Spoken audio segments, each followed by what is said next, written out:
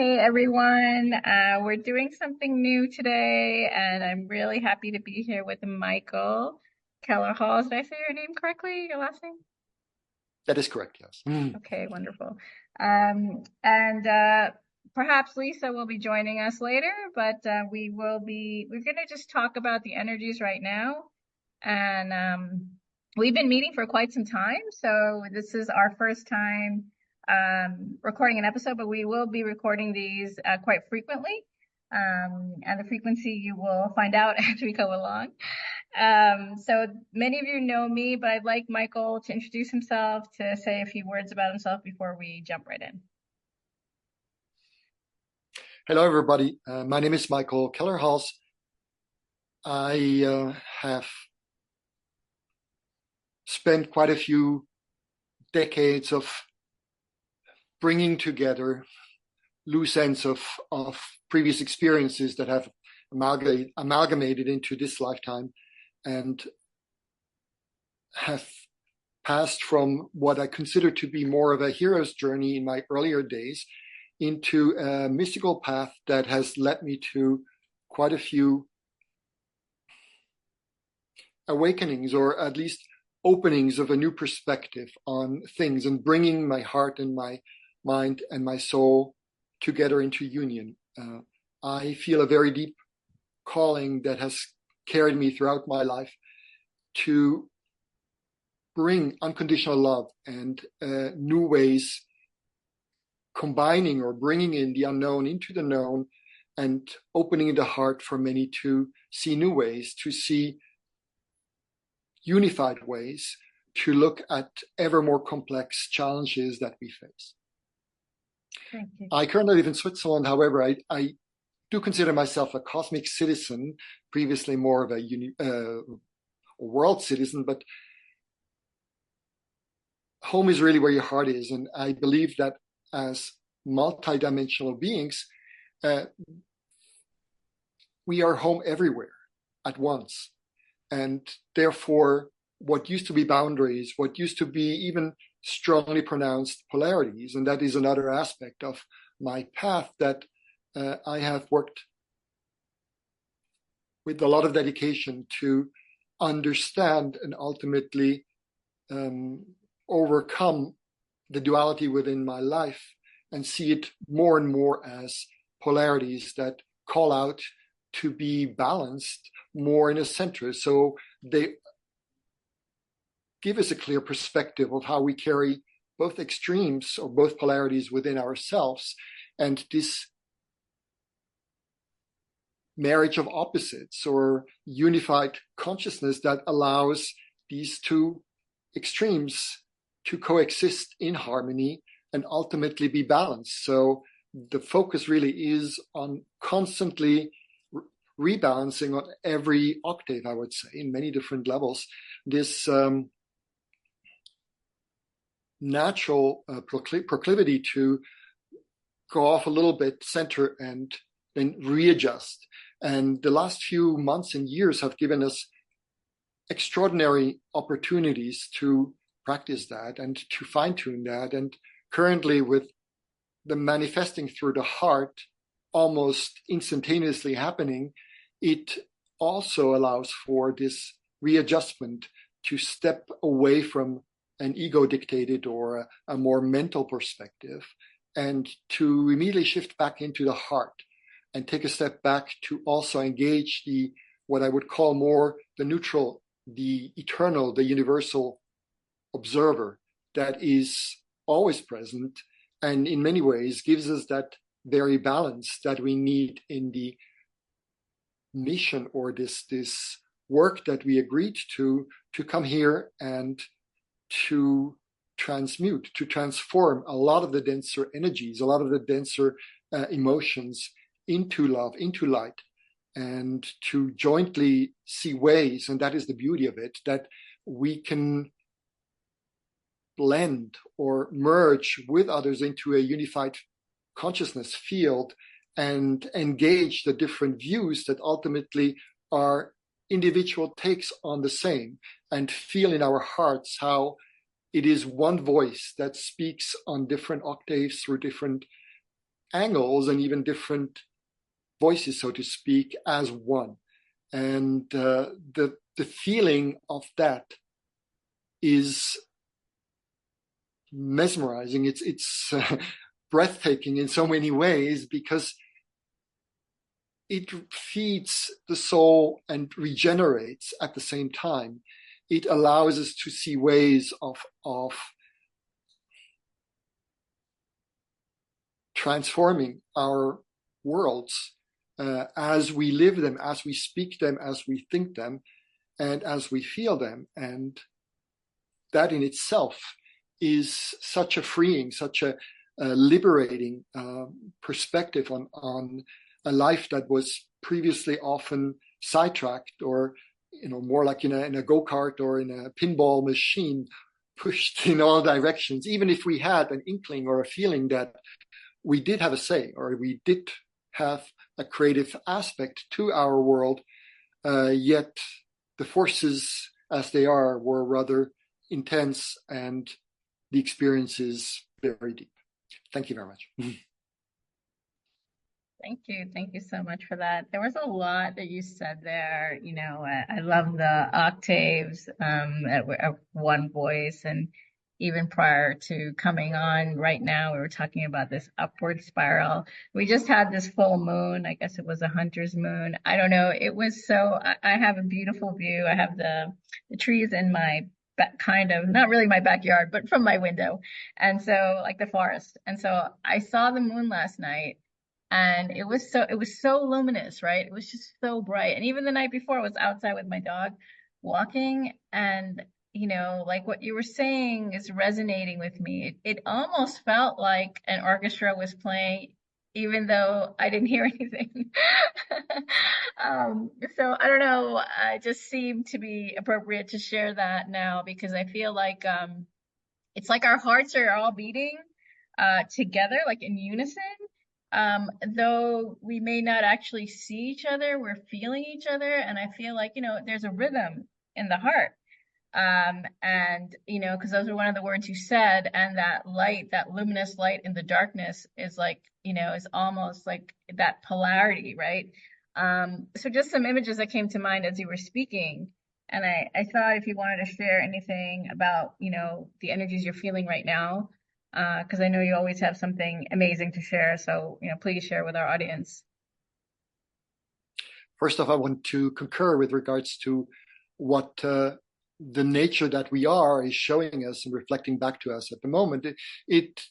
I totally agree with what you said regarding the moonlight, or that energy that we could feel, that I really would say brings me to my knees, because it's so overwhelmingly beautiful in its way, and its invitation, not as the moon and as the moon and the moonlight per se, with its past associations, but more as a way to expand even further, multidimensionally. So it's the exact opposite of entering the rabbit's hole and feeling that you're entering worlds within worlds within worlds, similar to Russian dolls. This is the opposite. This is really expanding universes within universes within universes. So it opens, it cleaves us up or out in so many ways. It's a rupture that will bring rapture. It is a beautiful way of just stopping everything and essentially opening up our most vulnerable sides to connect. And this connection is, as I try to segue into current energies, an essential, critical part that will carry us in times when truly not just the world is topsy-turvy or stands upside down. I think it's more of like everything can go, and this invitation, this calling that comes through the heart to trust and to understand that even if everything seems to not what it is and is gone, there is an infinite,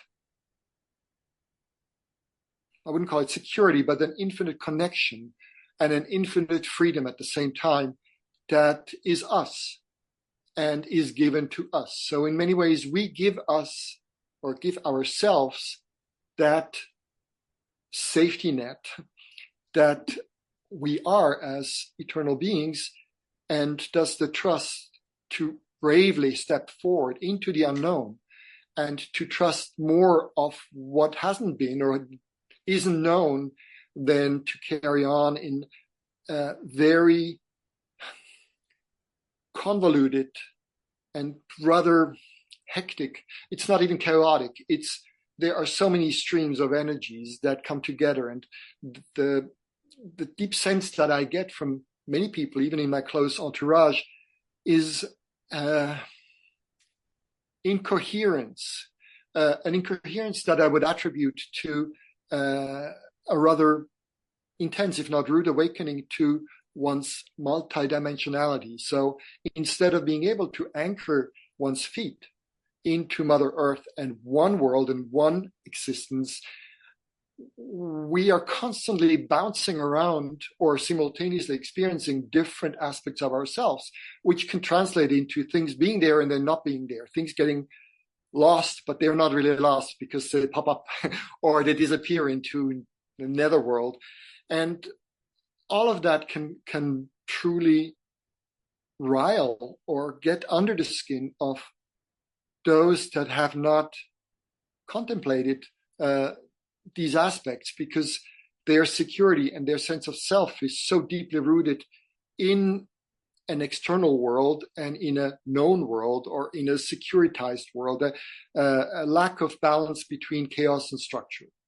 And I think that's also where this deepest and most valuable of connections happens. At the core, at the center, at the crossroads of chaos and structured aspects of our mutually or collectively shaped world.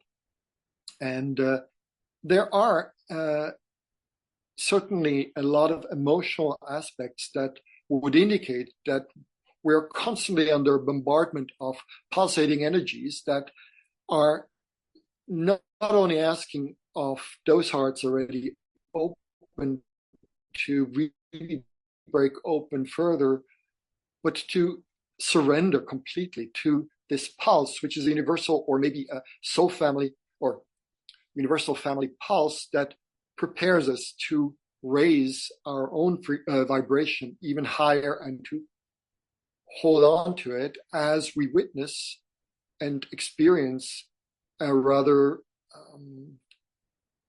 moved, akin to observing and watching an extremely tormented sea that is pushed from many directions by tsunami-style waves and creates a lot of unrest. However, the unrest is the very shaking up or shaking loose of what most considered to be the essence of who they were, in order to grasp or to entertain or even reach out to another trustworthy aspect of themselves, a higher, a more eternal aspect of themselves. Thank you. Okay, wow, that was a lot said there. I think, as we're all going through this upheaval, whether it's externally, internally, I was hearing somebody say, oh yeah, she was talking about the full moon. And she said something like, when there's something external happening, she was quoting somebody, I don't remember who, but she said, so when something external is happening, where is it happening within us? As you know, we're going through this war here in the Middle Eastern region of the world. And so, I was kind of thinking about that. And, like, as you said, this chaos and structure and, I'm not so much into structure, but we need structure in order sometimes, we need both of them, go back to the polarities. Anyway, so I was just kind of thinking about that. I just wanted to share that, like that. Whatever is happening in our external world can be, there may be a mirror within us, why these things happen. I can't say, I don't believe in coincidences either, but, what's And that upheaval you were talking about also kind of reminded me of that. So like, what are we asked to like, or what am I, since I don't know this, what am I asked to release? Like, you know, I don't know. I don't have an answer, honestly, but I think what I have found, you know, when I don't fall prey to the anxiety and fear is that that peace within, you know, that one heart, that one consciousness, that space between the chaos and the structure, right? There's a space. Whether where that widens or opens or where that goes, like I feel like we are now walking on this path of this new space, which is how Michael and I kind of came together in a big sense of the world. We will share more details in another episode, but you know, what do you think of that? Like this space, this idea of this new space. I see it as a sphere, because for me, if you look at the polarities that can reach out at infinitum, meaning, you know, endlessly, if they are really, really apart, if we bring that more and more to the center, they ultimately will be contained within that pulsating sphere that is a ball of energies, portals to everywhere, and a power that cannot even be fathomed. It's really what humanity and so many peoples or beings have been after to find. Yet in order to understand it, you have to live it and you have to learn to balance it. And that is in many ways the core. So looking at the war in consciousness, if we agree that there is a war in consciousness that has been brewing and ongoing for a very long time, and there are many aspects to see that. And it's quite interesting that while in so many ways where we are located and the vibration around us speaks of the same, but lives it in opposite ways. I would say I'm very much in a structured world, or surrounded by a structured world that has everything going for it, but lives in ignorance, and in many ways is not aware of what the other polarity or the more denser aspects of such an illusionary, beautified external world holds. And yet that's the core of understanding what war is. War happens long before any kind of confrontation erupts. It's something that is building, brewing, is a field of tension, a field of being pulled at every side in order to bring the awareness to it from different angles. So we can see this, we can look at this really at a role may be similar to bring light and a steadfast guidance, be it at a place where the underbelly of Mother Earth or our world is busting open because there is such an intense, dense energy that has been held for centuries and has been building, and at the same time stands for so many other aspects on so many different layers, seen and unseen, that have built up in this imbalance to rupture, to let us confront, look at these dense energies, and knowing that we can transmute them. And that probably in spaces where I would say there is a rather prevalent aspect of others in a frozen or in a, they're caught in their own ways and maybe with blinders on, blinders that have been there and have been imposed for so long. So in many ways, you're not aware of the blinders, and therefore it takes a light to behold, such as that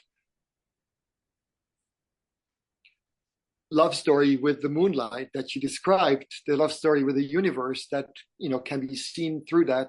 That needs to be brought and is being brought to these very places where the imbalance is greater, and where at the same time there's so much to be gained. Because in this very intense confrontation of what seems to be extreme polarities that come together, those that have been on a called for a mission to anchor in light, and those who witness, and that's another huge aspect, or live, or sacrifice, or volunteer their essence, existence, and so much more to give others a chance to rapidly open up, ascend in their perspective, in their understanding, and most of all in their forgiveness. Because in the end, that it all comes back to that we are invited to forgive ourselves for having lived, been, or handled, similar aspects before, understanding them now and bringing them more into this sphere of where we can balance it. And that is both absolutely overwhelming and therefore cannot be seen by many energetically. And at the same time is the trigger that sparks a light that is ready to burst out in so many others. And therein is an insane beauty. There is an overwhelming rush of something that is beyond words, that really flows through us in moments like that. Just to behold how, if we really step back, the orchestration, the construct of what it is that we're caught up in. We're in a net. We're like the fish in the net, but at the same time, we have this perspective of seeing the whole as a cosmic dance that offers so much resolution, so much inner peace and love that bursts out, while what needs to be seen, what needs to be transmuted or let go, also is absorbed by those that are on a different trajectory, because they chose to give us the dynamic to rise in a collective fashion. And even that, in so many ways, it's an aspect of ourselves that is doing that, while another aspect of ourselves is going through an upward trajectory of integrating more and more and standing example, or holding a flame for others, where we are hands off in many ways and just offer that as a gift, while very much likely another aspect of ourselves at some point had a role that was maybe too intense, too bright, trying to interfere with universal laws and affecting the balance of things. And therefore, it is very much about balance that we're here this time around. Yeah, that's there's a lot there. So I recommend anyone who was listening in maybe to listen to it again. We are out of time, but I really did enjoy our time together, Michael, and we hope to have we are in the middle of publishing a book, and we'll be sharing more about that soon with some more authors. So I'm just inviting you guys to stay tuned to more episodes. We're just forming this, so just stay with us as we form this together. And I just want to thank you, Michael, for joining me today. And this has been illuminating as always. And there's so many wonderful nuggets in our conversation that I think those of you that are tuning in will really appreciate.